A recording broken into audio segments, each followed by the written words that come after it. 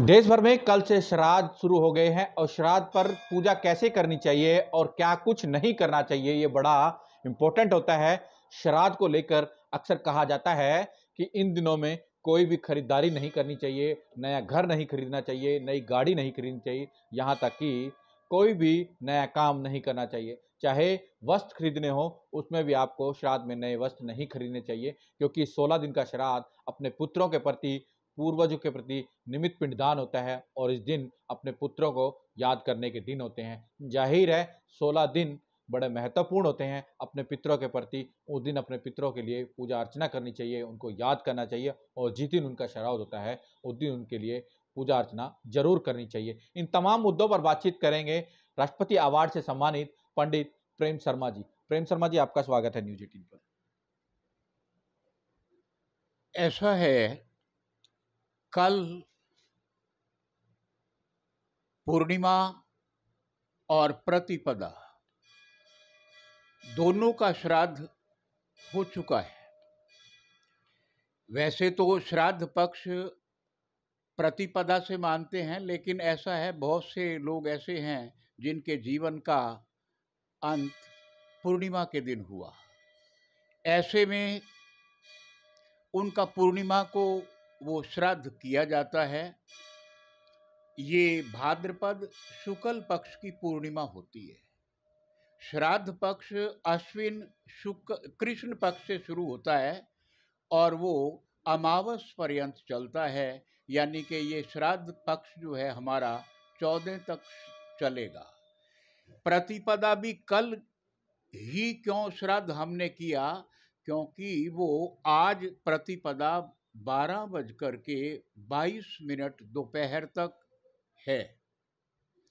अब ये अपराह्न को स्पर्श नहीं करती है। शास्त्रोक्त जो कथन है, किसी भी श्राद्ध में उस तिथि का अपराह्न को स्पर्श करना, अपराह्न में होना, ये बड़ा आवश्यक तत्व कहा गया है। पूजा सबसे बड़ी महत्वपूर्ण होती है। खास तौर में लोग जानना चाहते हैं पूजा का समय क्या होता है, श्राद्ध पे तर्पण का समय क्या होना चाहिए। हाँ, ये वैसे जो पितृ कर्म है वो हमें बहुत प्रातः तो नहीं करना चाहिए, लेकिन मध्याह्न और अपराह्न जो है इसके लिए प्रशस्त कहा गया है पूजा पाठ के लिए।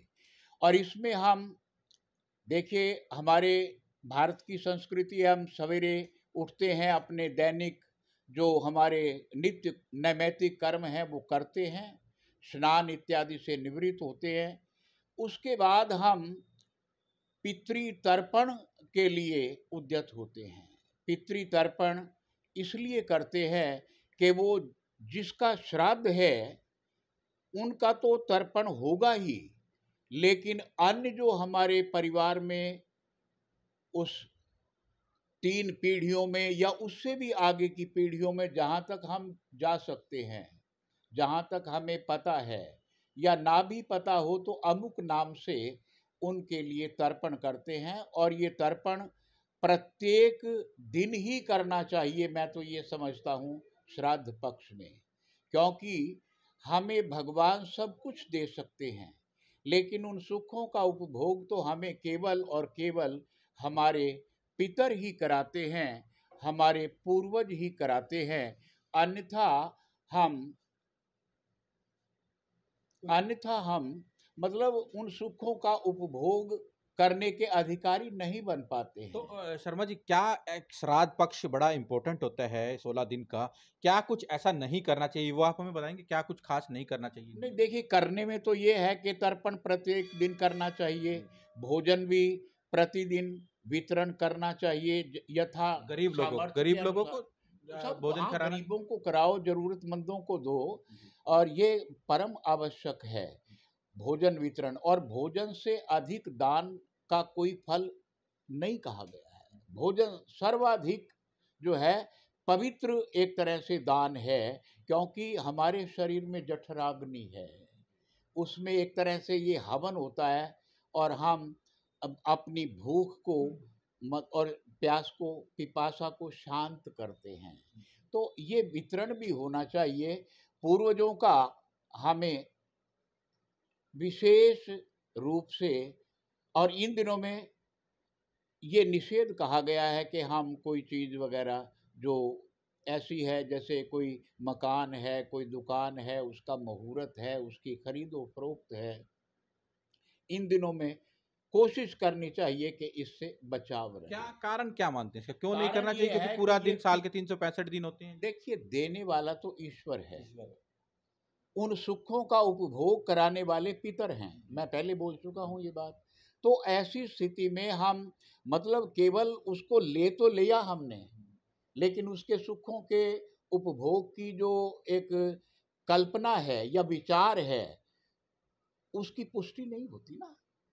मतलब उनसे सुख प्राप्ति, हम मकान लेते हैं तो उसमें सुख से रहेंगे, सुख से हम मतलब वाहन इत्यादि चलाएंगे। ये सारा कुछ जो है ना, मतलब हमें कोशिश करनी चाहिए कि नया कोई भी कार्य हम इसमें प्रारंभ ना करें। तो ऐसा ऐसा भी माना जाता है पंडित जी कि जो पितरों की अपनी पूजा अर्चना करनी चाहिए, अगर हम पितरों को अपने सुख नहीं रख पाए तो कहीं न कहीं विघ्न भी डाल सकते हैं। क्या विघ्न होते हैं नहीं कि देखिए, शादी वगैरह भी नहीं हो पाती है या घर में किसी के परिवार में बच्चे नहीं हो पाते हैं, तो ऐसा भी कुछ माना जाता है? नहीं ऐसा है, पितरों पर ही हम निर्भर करते हैं। 3 पीढ़ियाँ हमारे शरीर में प्रत्यक्ष है और 3 बाद की पीढ़ियाँ हमारे शरीर में अप्रत्यक्ष होती है।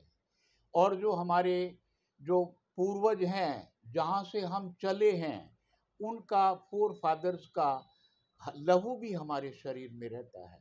तो ऐसे में 3 पीढ़ियों के लिए तो हमें श्राद्ध करना ही है, चाहे वो दादा है या दादी है, परदादा है या परदादी है, वृद्ध परदादा है या वृद्ध परदादी है, या और भी उनके उस समय के समकालीन जो हमारे परिवार के सदस्य रहे होंगे, उनका आगे चाहे कोई आगे नहीं भी चलता है, कई बार ऐसा भी होता है, तो उनका सब दायित्व हम पर आता है।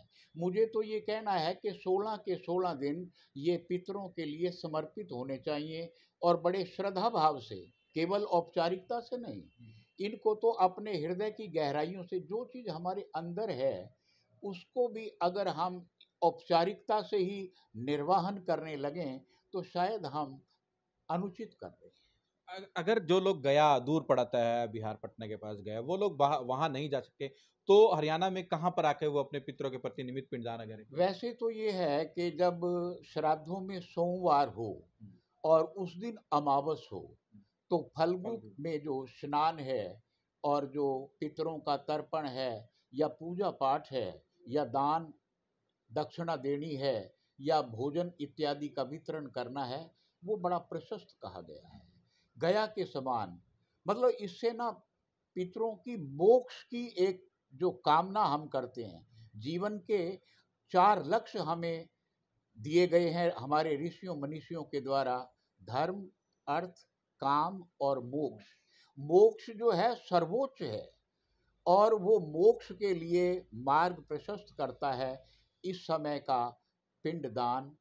और ये गया में प्रशस्ति है। अगर जो लोग गया नहीं जा हाँ, पाए, गया में नहीं जा पाते, दूर पड़ता है उन कुछ लोग लोग तो वहाँ 16 के 16 दिन करते हैं। अपनी उपस्थिति रखते हैं, और प्रतिदिन वो अपने नित्य नैमित्तिक कार्य जो उनको वहाँ समझाए जाते हैं, बताए जाते हैं, उनको करते हैं।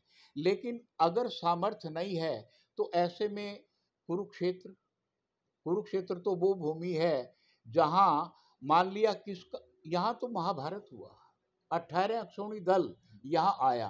अब कृष्ण उनको हस्तिनापुर से यहाँ क्यों लेके आए? यहीं पर उनका भी हाँ, इसीलिए इसीलिए तर्पण में भीष्म को भी याद किया जाता है। तर्पण देते समय जहाँ अपने पूर्वजों का ध्यान करते हैं, वहाँ भीष्म का भी नाम उसमें प्रशस्ति कारक है, और उस विधान में पूरा उसका ब्यौरा है। और रही बात ये कि यहाँ इसलिए लाए कि चाहे जल में, चाहे धरती पर, पृथ्वी पर, चाहे अंतरिक्ष में, कहीं भी जीवन का समापन हो और किसी भी प्रकार से हो, तो किसी विधान की कोई आवश्यकता ना पड़े। यहाँ के तो फूल भी हरिद्वार नहीं जाते 48 कोस के, उसके पीछे यही है कि यहाँ ऐसी भूमि जहाँ मोक्ष ही मोक्ष है। मतलब युद्ध की भूमि में जो सैनिक मारे गए, उनका भी तर्पण हाँ, धर्म सबका। क्षेत्र कुरुक्षेत्र में। हाँ, मतलब वो एक भूमि ऐसी उसको चयनित किया भगवान ने स्वयं। द्वापर में श्री कृष्ण के ही तो निर्देशन में वो धर्म युद्ध लड़ा गया ना। तो इसलिए मतलब नितांत सत्य है कि यहाँ अगर पिंडदान किया जाए कुरुक्षेत्र में तो उसका और भी अधिक फल है, क्योंकि एक समय विशेष होता है जब हम किसी को मतलब किसी कार्य को अपने जीवन में मतलब एक तरह से अपना दायित्व समझ के अपनी हृदय के से मतलब अपनी जिम्मेवारियों को समझते हुए इनको पूरा करते हैं। पृथुदक पेहवा, वहाँ भी पिंडदान की प्रशस्ति कही गई है और वहाँ भी बहुत सारे लोग आते हैं।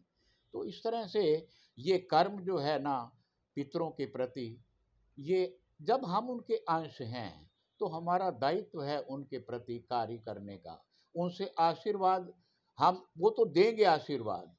पितर जो है आप देखिए माता पिता या दादा दादी अपने बच्चों से किस तरह से मतलब एक समर्पित भाव से प्रेम करते हैं, लेकिन आज की परिस्थिति में बच्चों का जो रुझान रुख है वो बदल गया है।